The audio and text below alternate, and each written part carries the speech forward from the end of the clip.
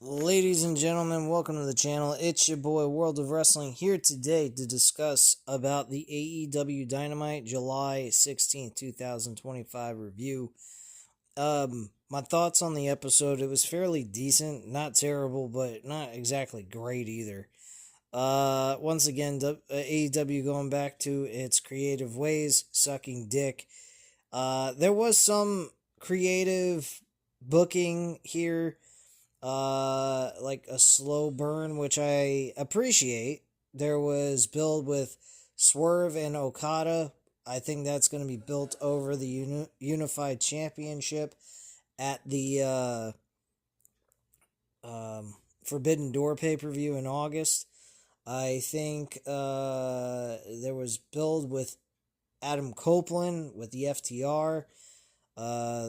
The Hurt Syndicate begging for a tag team that is going to actually give them competition. They're tired of everybody that they beat is easy competition. They want some real competition. So I'm having a feeling that FTR is going to be that competition for them and possibly take the titles off of them. Adam Copeland also mentioned about Christian Cage, so there was build there about him and Christian becoming a tag team again. That looks like it's very promising that's going to happen. So they're putting that out there for fans to speculate on as something that's going to happen. They also had what else was built? MJF was also talking about how he's not going to try to cash in a dirty tactic way. He wants to beat Hangman Page clean for the World Heavyweight title. I don't know if he's going to actually cash in by announcing he wants the match with Hangman, whenever that might be, or he's just saying that that's a backup plan in case he can't actually win the match clean. He'd face him with a cash in with the briefcase. So I'm not sure on that yet. But I do have a feeling MJF will be the next person taking the title after Hangman Page's run is over with. I don't think Hangman Page's run is going to be very long as it was the first time. I think that MJF is going to become the world champion probably by, I'd say, maybe Full Gear or by All Out, maybe even a little bit earlier than Full Gear, probably All Out or Wrestle Dream. One of those three spots, I think MJF's going to win that world title. So I don't expect Hangman to be a long-term champion. Maybe like 3 to 4 months, that's about it. And then I think MJF is going to take over and run as the world champion until he drops the title to Darby Allin. I think that's the direction they're going to go. But anyway, let's kickstart the show with Hangman Page. That's who kickstarted the show. We had a we deserve it chant, or you deserve it chant by the fans to Hangman Page, and then he said that they deserve it, and this gets a we deserve it chant. Before Page continues, Page says that everyone watching every week demanded better and more fully realized pro wrestling. They are the ones who support a grassroots movement in pro wrestling. They are the reason for All Elite Wrestling. And then an AEW chant breaks out from the fans before Page says he wants us to know that the people who work so hard in this company don't just scratch and claw for this title, but for each and every fan. Thank you, Hangman chants break out, and then the fans deserve to see this championship and to have someone to hold it and carry it that understands the connection and has more gratitude for the fans than they could ever know. Page talks about going into war, 100 battles that have gone on before him, and how some of them who fell before have not made it back. He takes time to thank these men, including Orange Cassidy. He thanks Jay White, Adam Copeland, The Ops, Bryan Danielson, and Darby Allin. He then goes to talk about thanking Swerve Strickland as the last person, and also he thanks um, Will Ospreay. He mentioned Swerve last, and he doesn't know if he did it to help him, help himself, or just AEW in general. But he will say to Swerve Strickland, thank you. This gets a big pop from the crowd, followed by more Whose House, Swerve's House chants. Page talks about shedding blood and tears on Saturday, and there are people like John Moxley who would say that makes him weak. They would say that makes him less of a man, but Page wants you to look at him. He has a wife and 2 kids that love him. He has thousands and millions of people watching AEW. No, it's hundreds of thousands, not millions.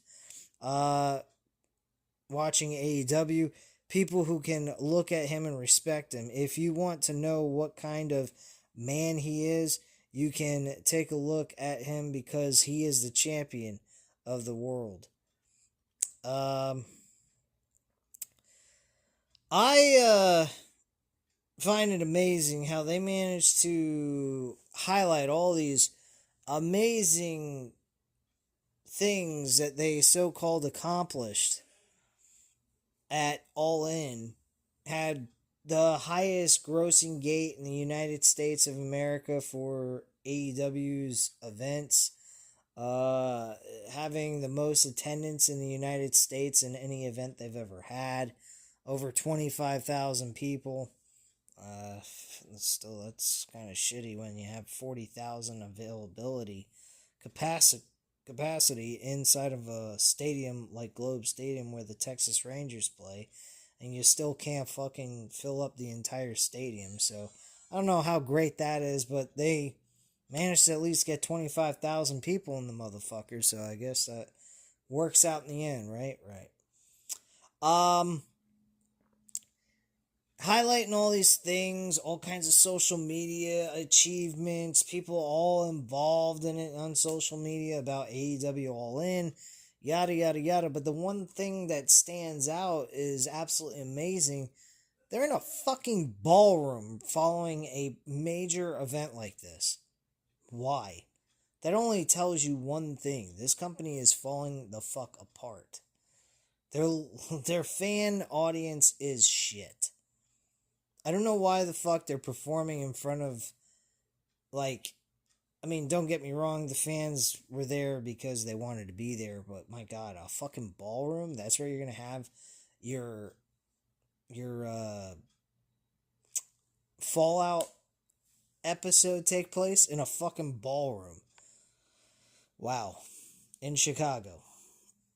I guess the Now Arena has really been a little too high for the expectations of AEW to pull off a arena to fill up 10,000 seats, apparently. I don't know.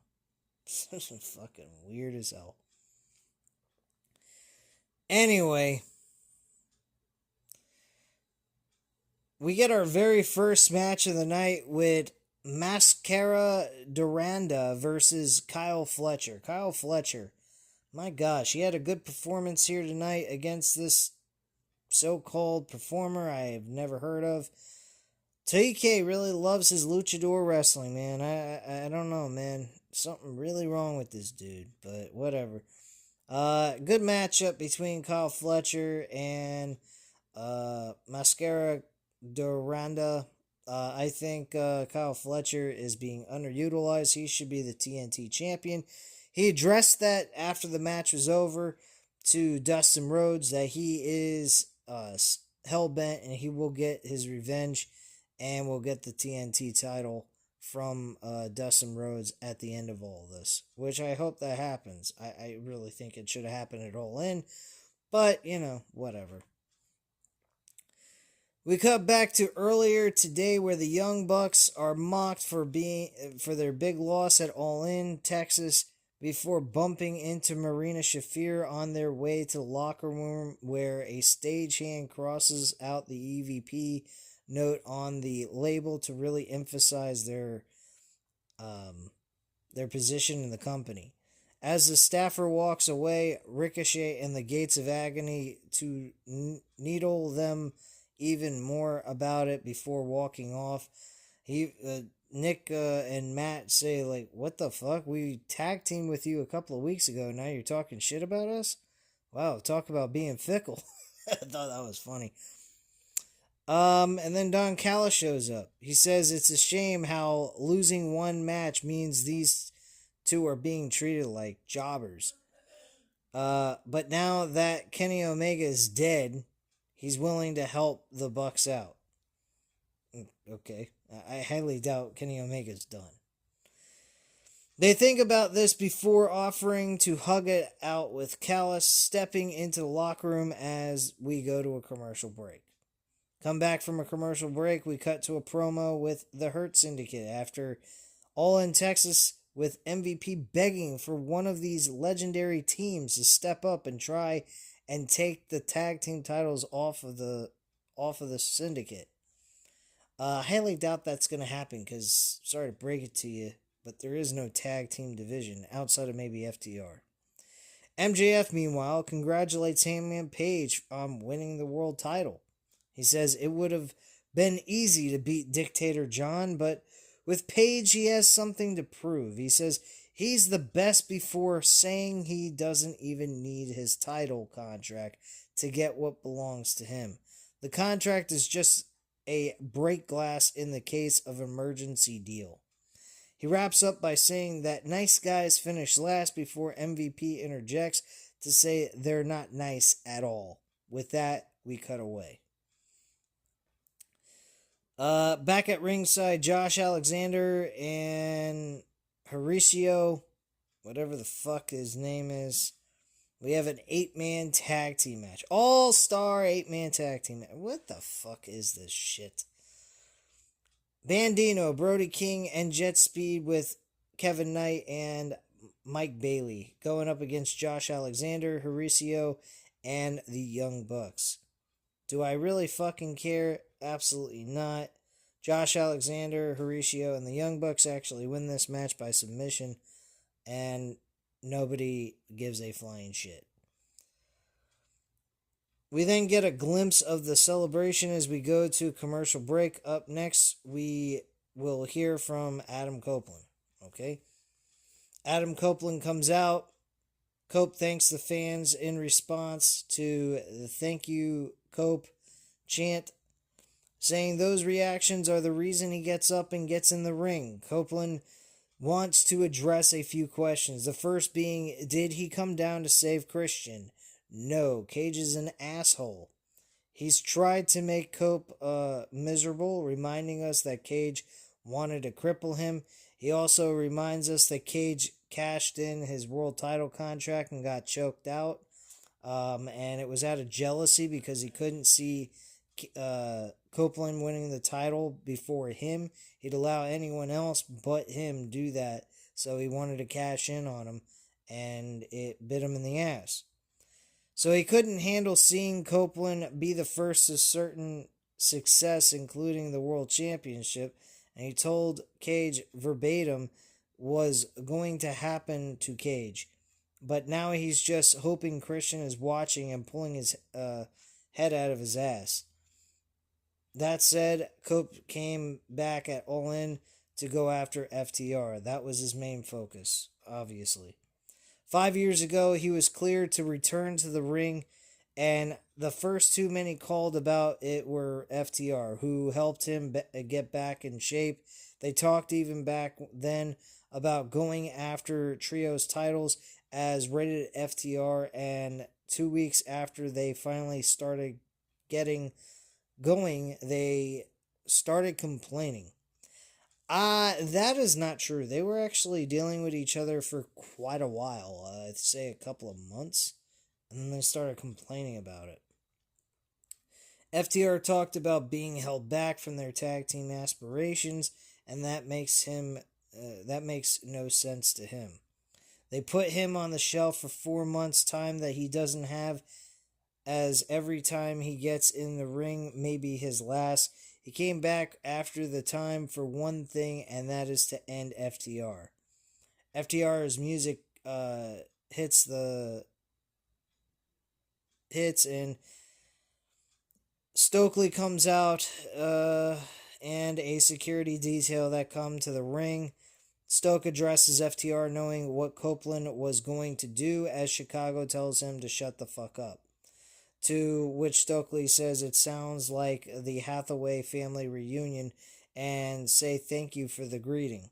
Stoke says FTR figured he'd do all that he did just to get back at FTR before addressing the weapon Cope calls Spike, claiming that Tony Khan and Warner Brothers Discovery received a number of emails complaining.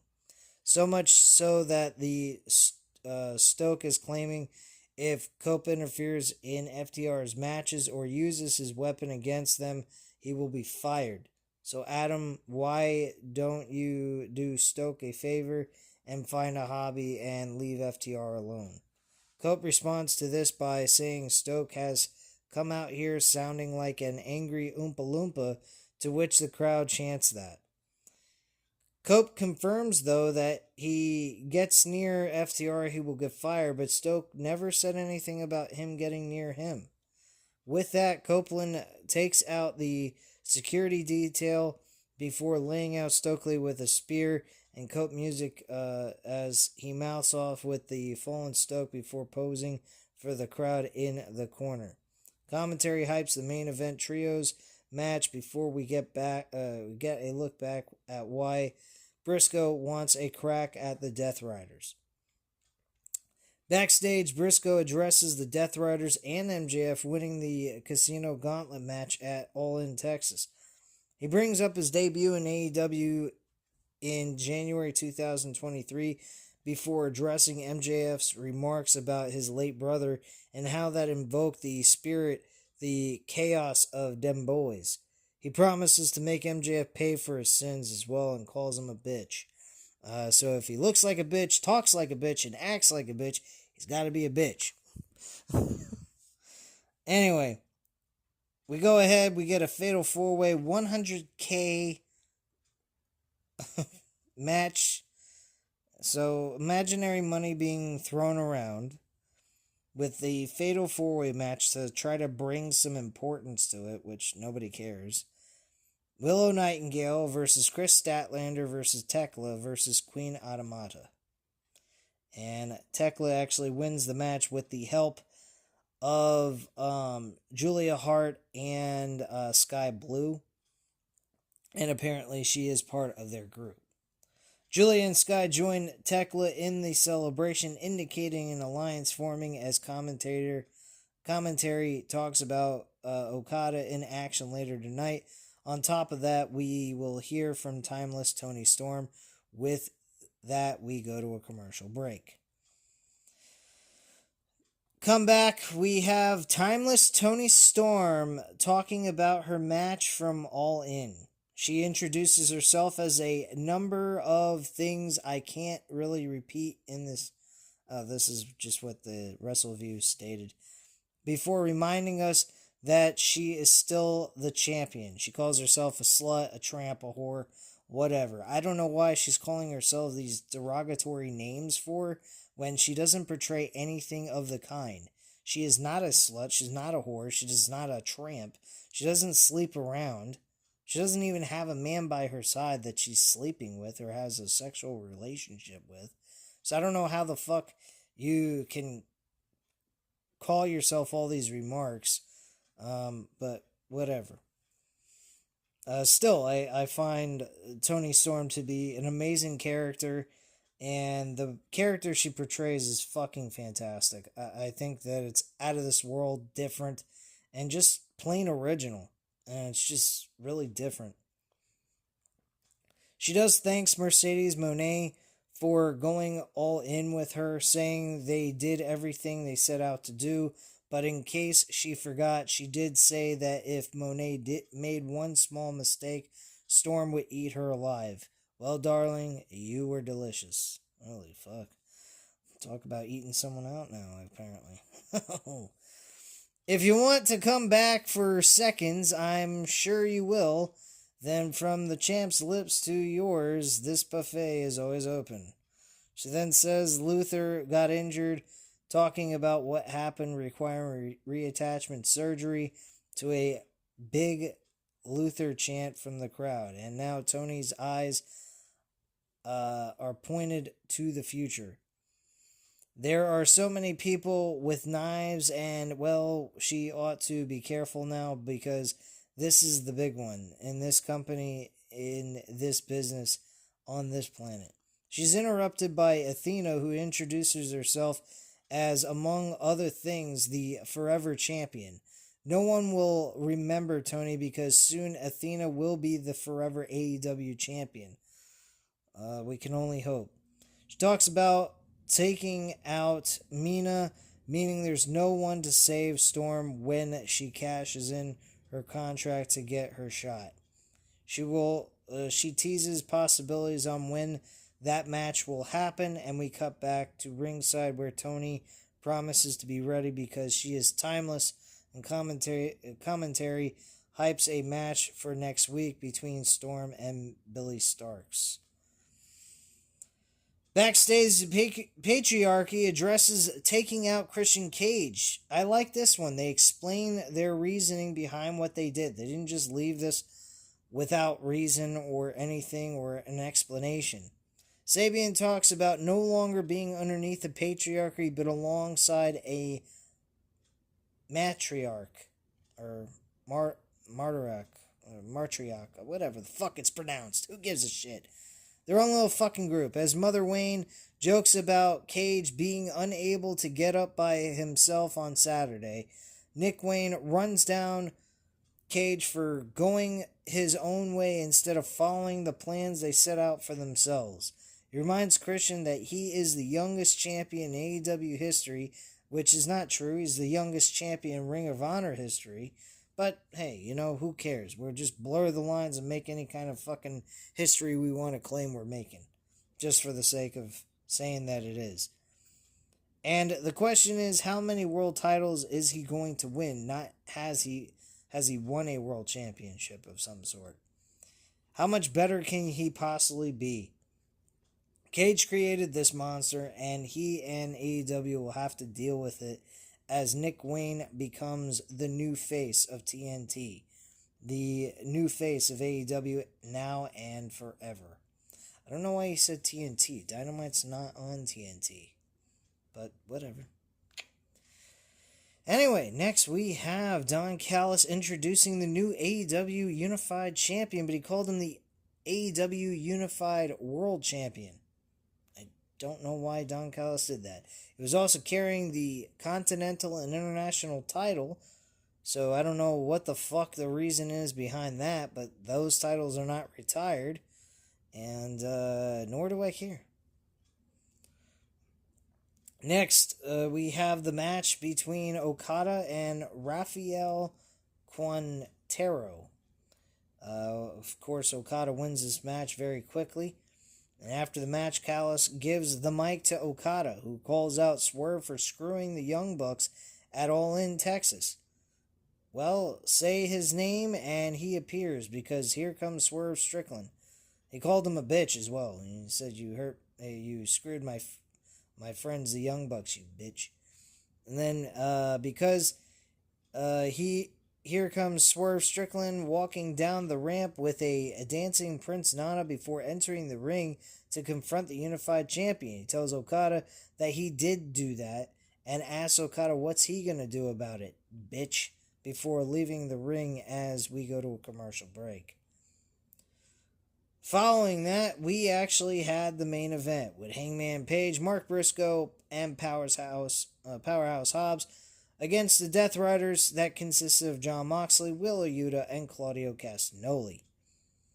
Obviously, the Hangman Page and his group were going to win this match. I highly doubt that Hangman was going to suffer his first loss right after he just won the world title. He actually went ahead and did a roll-up pinfall on Claudio Castagnoli and got the W, and that's how the match ended. After that, though, there was no celebration. However, as the Death Riders go after the trio after the match, The beatdown is interrupted as everyone's attention is drawn to the highest row of the ballroom where you can actually see Darby Allin staring down on Jon Moxley. I like this as well. We're going to get a singles match between Jon Moxley and Darby Allin without a championship on the line. We're eventually going to see a build with Darby Allin, long-term booking here that needs to occur, and have Darby Allin be the guy to beat MJF for the World Championship. I think by next year at All In London, I think that's when we need to see Darby Allin win his first ever World Championship. And in the meantime, MJF just has a fucking run with the title like he did the first time. Just my thoughts on that. Anyway, after that, staring at Darby Allin, Moxley gets laid out with a buckshot lariat by Hangman Page. Death Riders clear out of the ring, which allows Page and his teammates to celebrate as Dynamite comes to an end, and that's the end of the review. So that's the end of the show, pretty much. Again, the matches, whatever. I mean, some of it was okay, some of it was very unnecessary. Story building was there. There was some story here. I do appreciate that. But, was it great? No. But did it hit the right way compared to the previous episodes they've had? I'd say yes. First off, they did build some story leading into the first episode after All In. We have until August 24th to do the pay-per-view for Forbidden Door. We have till August 24th to do Forbidden Door. So, I mean, this is a good start. This is a good way to go. They continue to build these stories. I think if we see a Darby Allin versus Jon Moxley at Forbidden Door, we see like Okada and Swerve Strickland maybe doing a tag team match with a New Japan Pro Wrestler from there in this, with Will Ospreay being in it. I think that would be kind of cool. If they just want to do Swerve and Okada for the unified title, I'm cool with that as well. I would take Okada to win, though. I don't think Swerve is just gonna win this fucking title. There's a lot of moving parts going on here. I think this is by far the best start to a first episode after a pay-per-view that they've done in a long while. Usually it's just random matches thrown together with no stories being touched or being, developed. And here you saw, like, I'd say about 5 or 6 different stories being developed right then and there in the first episode. I think that's fantastic move by AEW Creative. But, I mean, the show just did not feel all that great. But, like I said, they did develop 5 to 6 different stories, which all those stories involve building matches of some kind. So, they definitely have a lot going on here. And I definitely could see that Forbidden Door is going to have a story for each and every match that's on the card. They're just not randomly going to throw them together. So as long as they continue to do that week after week from here on out, going into Forbidden Door in August, it should be a successful build, as long as they make sense of it anyway. But that's just my thoughts on it. I don't know what you guys thought about the episode. If you'd like, go ahead and leave a comment down below. I'll definitely get back to you on that. Hit the like button if you liked the video, and as always, if you're not subscribed to the channel, by all means, go ahead and subscribe, and I appreciate you guys' time. Hope you have a great night, and I'll speak to you again soon. Bye.